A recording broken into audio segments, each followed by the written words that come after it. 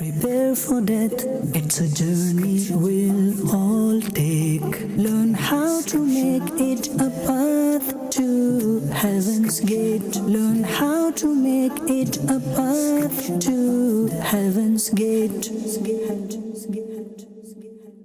Alhamdulillahi Rabbil Alameen. Wassalatu wassalamu ala Sayyidil Anbiya'i wal Mursaleen. أما بعد فأعوذ بالله من الشيطان الرجيم بسم الله الرحمن الرحيم الصلاة والسلام عليك يا رسول الله وعلى آلك وأصحابك يا حبيب الله الصلاة والسلام عليك يا نبي الله وعلى آلك وأصحابك يا نور الله. The Prophet of mankind, the peace of our heart and mind, the most generous and kind, Sallallahu ta'ala alayhi wa alihi wasallam has stated, whoever writes salat upon me in a book, angels will continue to make istighfar. In other words, seek forgiveness for him as long as my name remains in it. Sallu ala al-Habib, Sallallahu ta'ala ala Muhammad, Sallallahu ta'ala alayhi wa alihi wasallam. Alhamdulillah Azza wa Jal, my dear viewers, in this silsila of the discussion of death. Alhamdulillah Azza wa Jal, in a previous episode, I discussed about those who are exempted from questioning in the grave. And inshallah Azza wa Jal, in this episode, I will discuss about the torment of the grave. Bukhari has reported from Abu Hurairah radiyallahu ta'ala an, that Rasulullah sallallahu ta'ala alayhi wa alihi wasallam used to make this dua. Allahumma inni a'udhu bika min adhabil qabr. Translation: O Allah, I seek refuge in you from the torment of the grave. Bukhari reports from Hazrat Sayyida Aisha Siddiqa radiyallahu ta'ala anha that Rasulullah sallallahu ta'ala alayhi wa alihi wasallam said that the torment of the grave is a reality, in other words, true.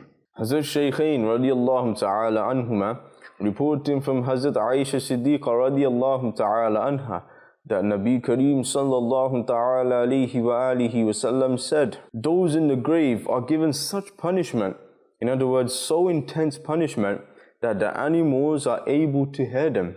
Hazrat Abu Sa'id al-Khudri radiyallahu ta'ala an reports that Rasulullah sallallahu ta'ala alayhi wa alihi wasallam said, 99 huge serpents are set upon an unbeliever in his grave until Qiyamah, which will continue to bite him. Hazrat Abu Hurairah radiyallahu ta'ala an reported that Rasulullah sallallahu ta'ala alayhi wa alihi wasallam said, in the grave of a Muslim is a garden, and his grave is expanded by 70 yards. His grave is as bright as the light of the full moon. He sallallahu ta'ala alayhi wa alihi wasallam then said, do you know with regards to what this verse of the Quran was revealed? Part 16, Surah Taha, verse 124, verily for him there is a life of distress. So the Sahaba Kiram radiyallahu ta'ala anhum said, it is Allah and His Rasul sallallahu ta'ala alayhi wa alihi wasallam who know best. So he sallallahu ta'ala alayhi wa alihi wasallam said, this was revealed with regards to the torment in the grave faced by an unbeliever. I swear by him in whose divine power is my life, 99 huge serpents will be set upon an unbeliever in his grave, which will continue to hiss and bite him until Qiyamah.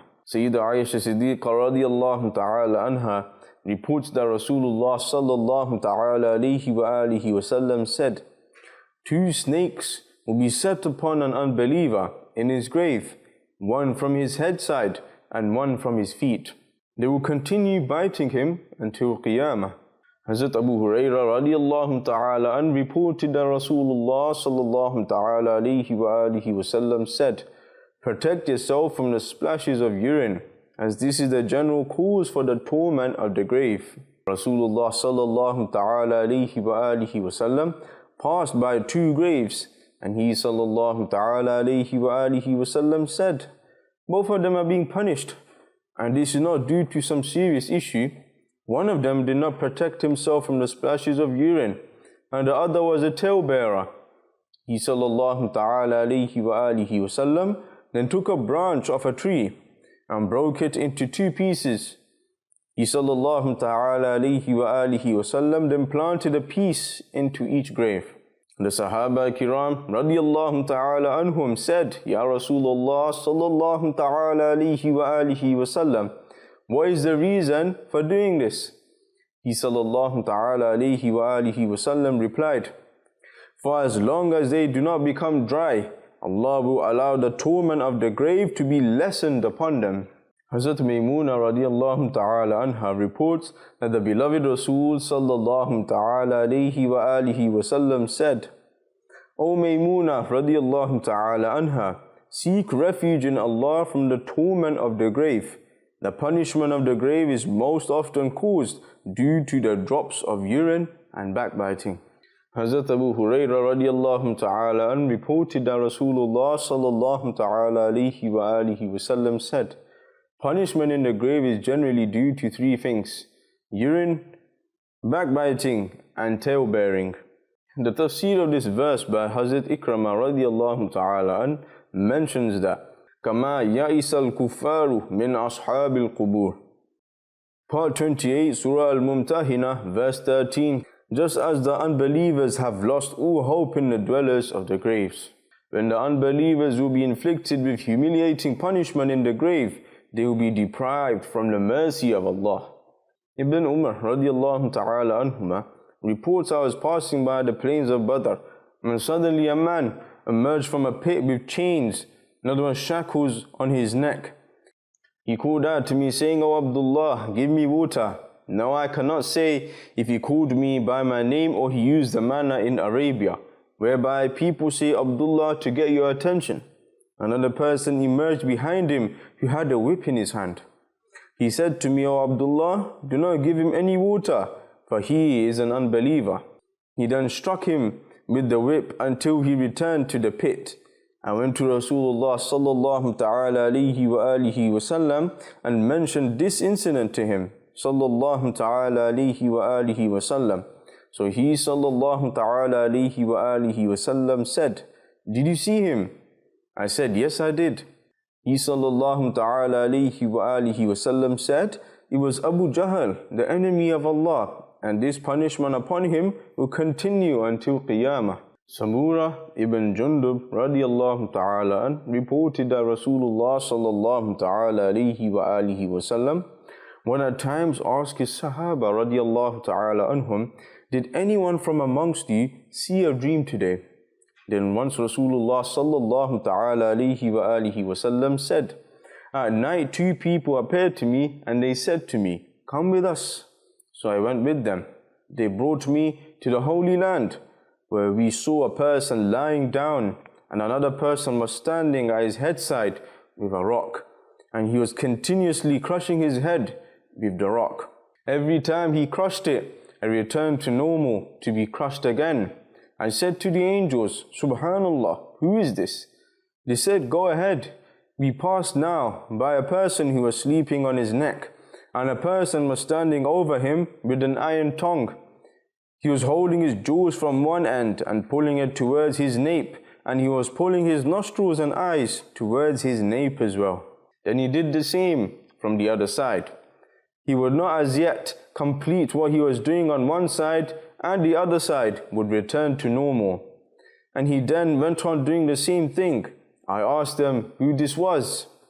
They said, go ahead.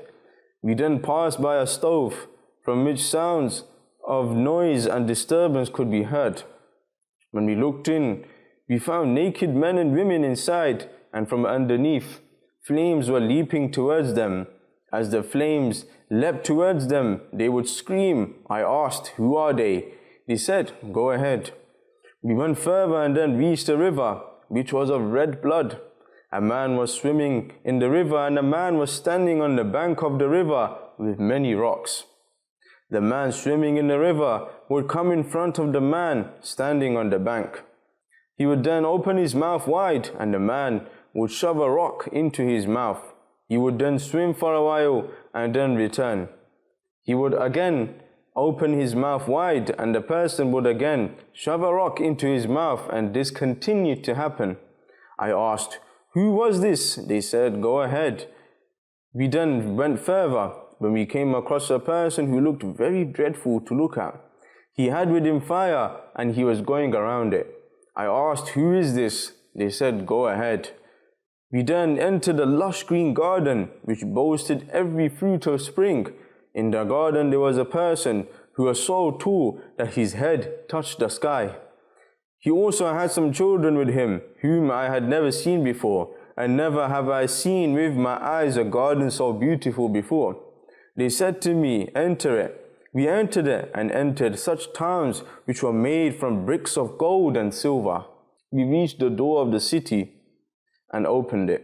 When we entered it, the people there were astonishing. Some parts of the body were very beautiful and other parts were ugly.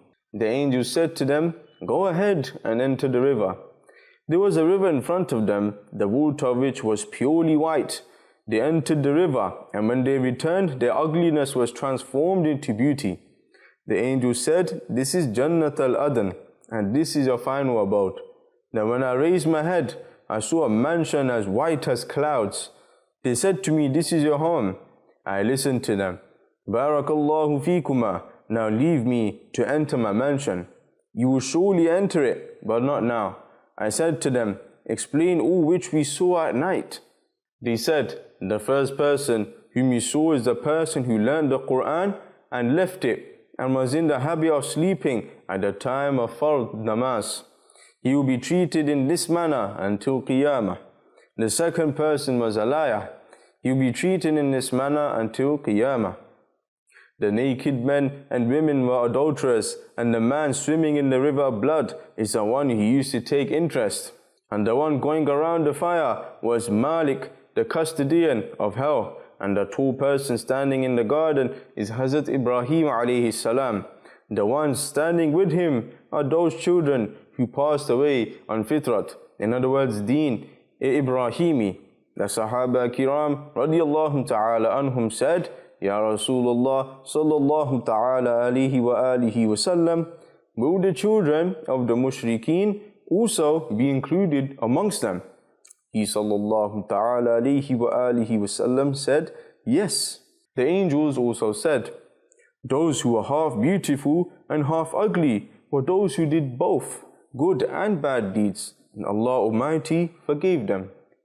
The angel said, I am Jibreel alayhi salam, and with me is Hazrat Mikail alayhi salam. The ulama have mentioned that this dream is a categorical command with regards to the torment in Barzakh, because the dreams of the Anbiya Kiram alayhimu salatu wassalam are wahi, in other words, divine revelation.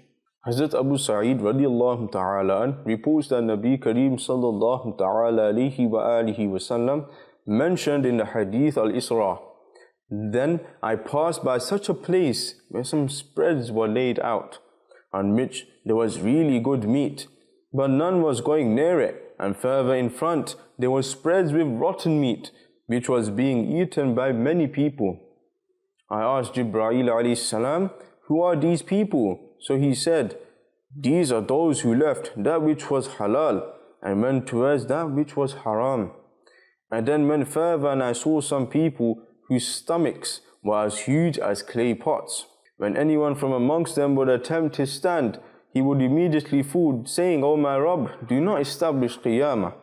These people are lying on the path of the people of Fir'aun, and whichever nation passed by would trample over them, and they were pleading in the court of Allah. I said, O Jibreel alayhi salam, who are these people? He said, these are those in your ummah who took interest. I then went further and saw some people who had lips like camels.